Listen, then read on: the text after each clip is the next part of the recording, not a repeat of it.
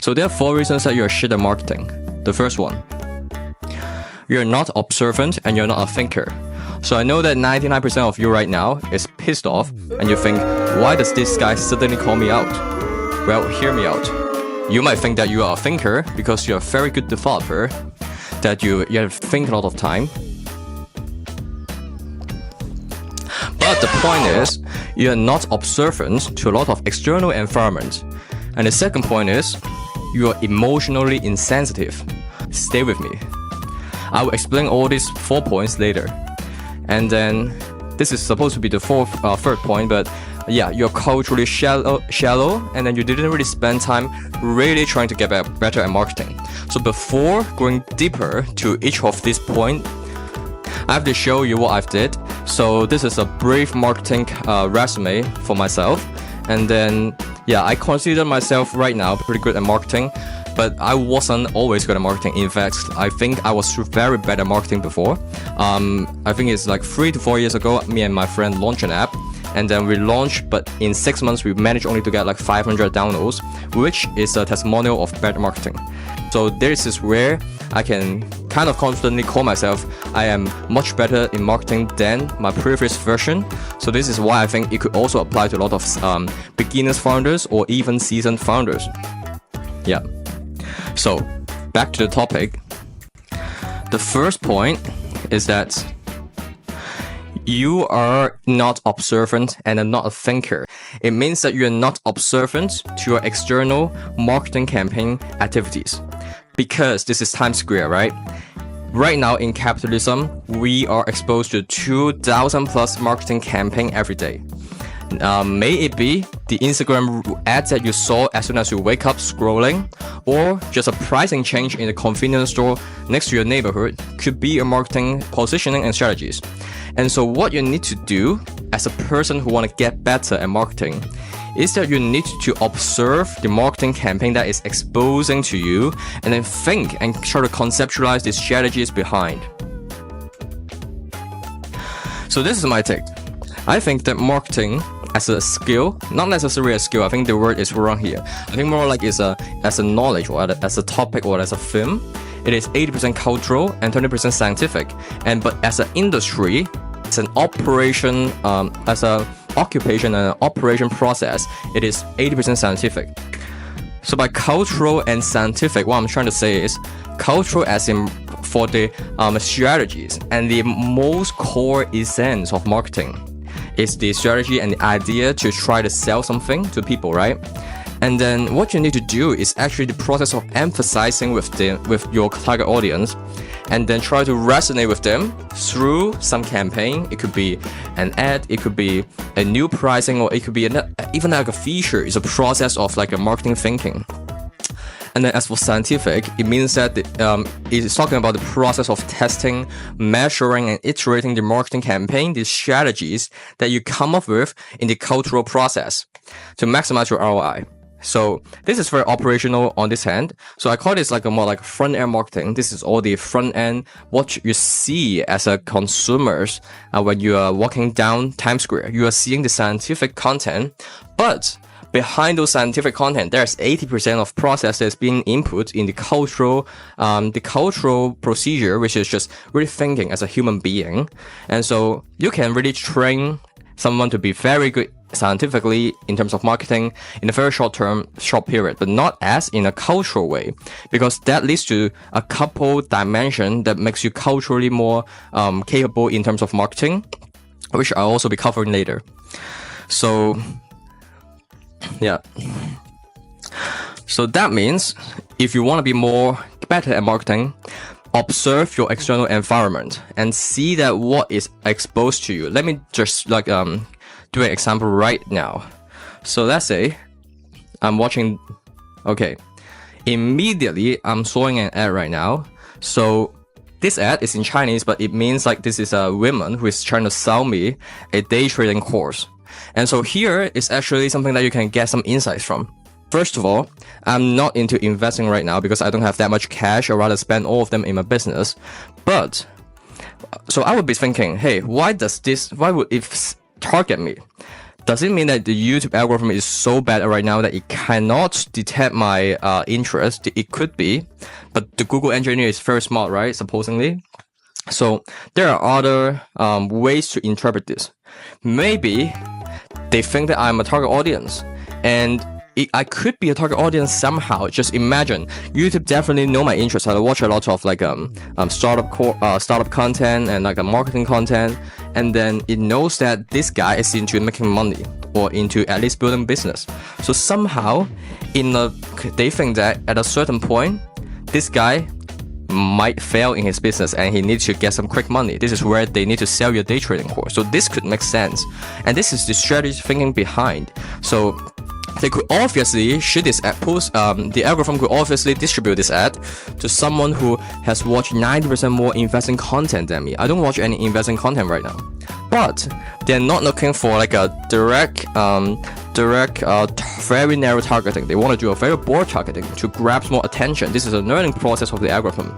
So just from this content itself, you can learn a lot of things to try to understand and conceptualize what is happening behind. Or even if you just go for a little bit, this part, this line, she's saying that if you don't take this day trading course right now, when you want to learn it, you have to pay for it. Well, obviously this is bullshit because this is a lead magnet, right? But this is something that you can learn if you're making like a B2B tools. When you saw an ad like this, then try to think about, can I apply this to my own business? Can I apply this on my own startup? If you're running like say like a short form videos AI generated tool, then why don't you make a YouTube ad and target people who watch a lot of short form video tutorials, and then make a lead magnet like how to make viral videos in 24 hours, and then use hook like this. If you don't get it for free right now, you will need to pay for it, right? So what I'm trying to say is you're exposed to so many marketing activities every day, and why don't you just really think about it? If you're not thinking about the process, think about what the matrix gives you, then you're not a thinker. So the second point is you're emotionally insensitive. You're a heartless robot, an asshole. No, you're not an asshole. So emotional sensitivity is it has no direct correlation with how nice of a person you are. You could be kind and generous, but you are still emotionally insensitive. This is fine. Vice versa, you could be an emotionally sensitive asshole. A lot of people. And so my point is, why does emotional sensitivity matter so much, right? So let's use this as an example, TikTok. So TikTok is the most deadliest weapon to human productivity right now. So many people watch this like 5+ hours short form videos, might be TikTok or Reels every day. And then think about what makes a Reel go viral, right? Or TikTok go viral is because think about the attention span that you allocate to each short form videos. Actually, it might just be 3 seconds. For 3 seconds, you need to determine whether you will scroll or you will stay to watch this video. And so that means you have to think about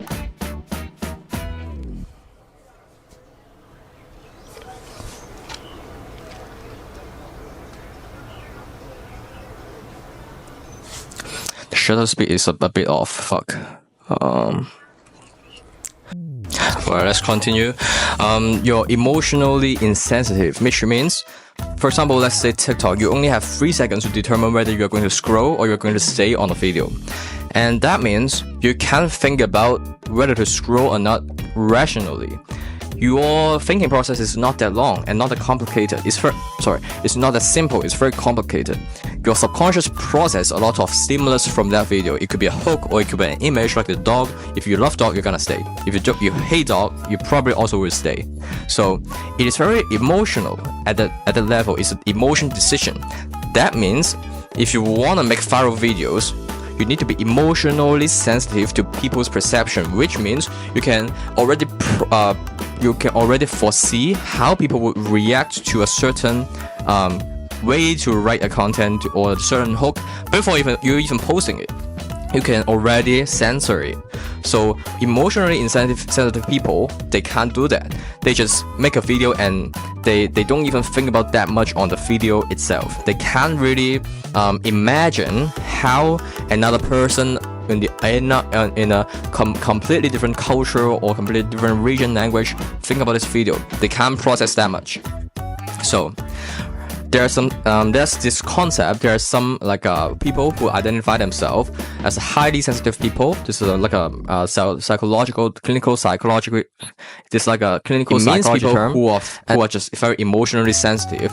And there's some saying that HSP are so good at marketing because they can make something very viral, as they are so sensitive to people's perception. When they make a content, they can already sense or imagine people's criticism on this, or imagine people's making fun of this.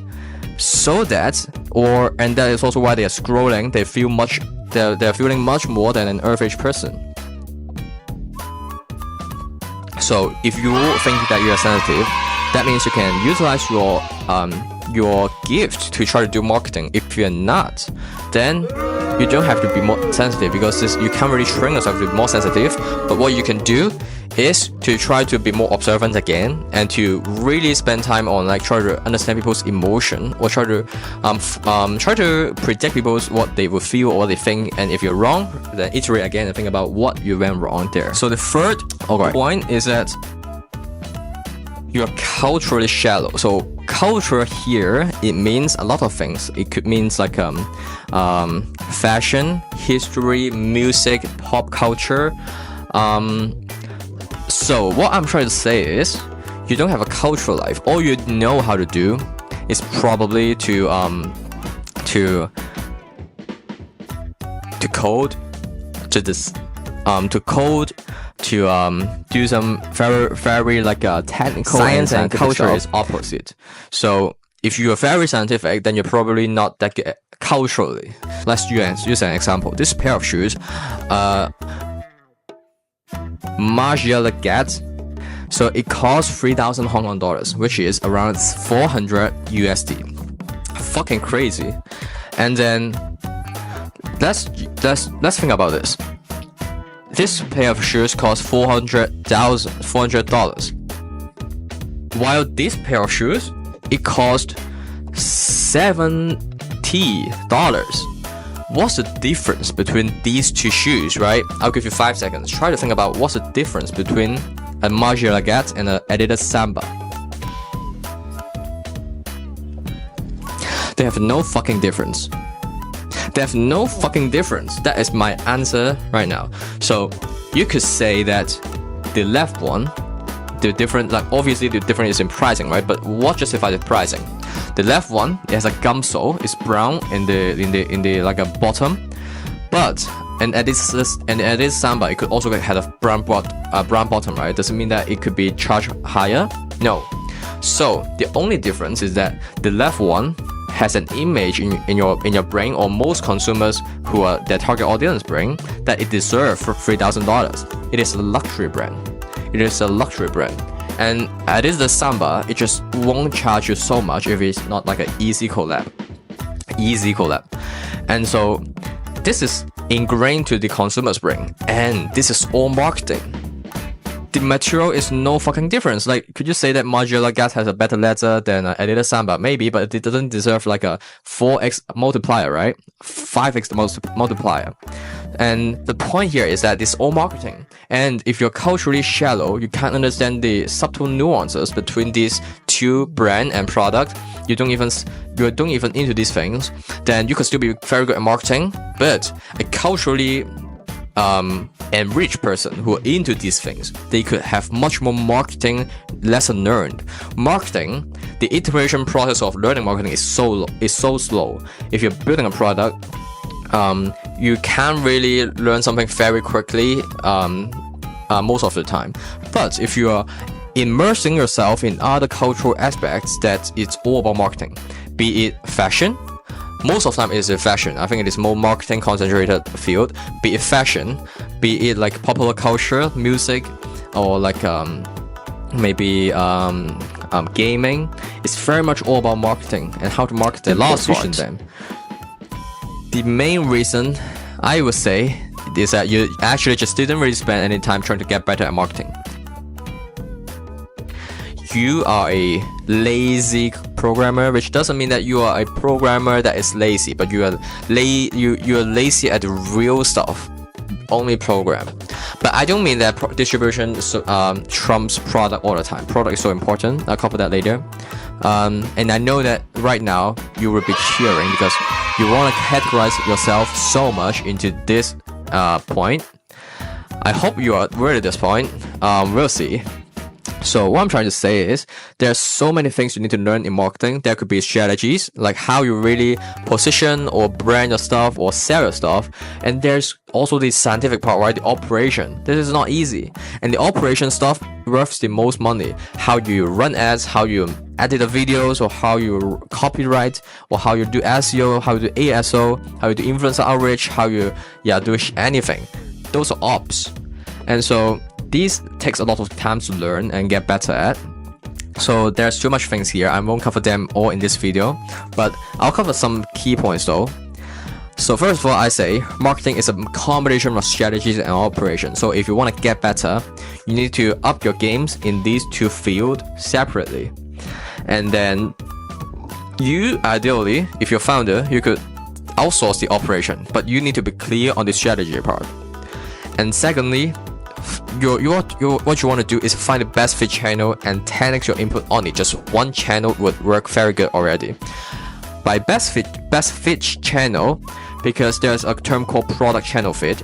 Not every marketing channel works for your product. If for Rise example, Rise, it's a mobile app. So if I do like a cold email, it won't really work.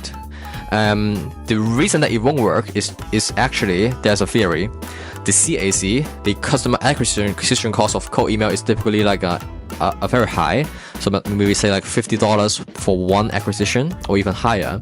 And then to your LTV, LTV for a consumer product is not that high, right?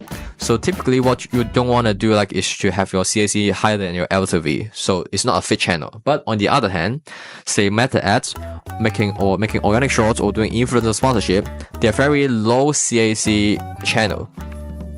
But low CAC channels, which means the profitability is also lower. But as long as your LTV is higher than your CAC, then it is scalable. And so I recommend this blog. I read it 3 years ago and it bored.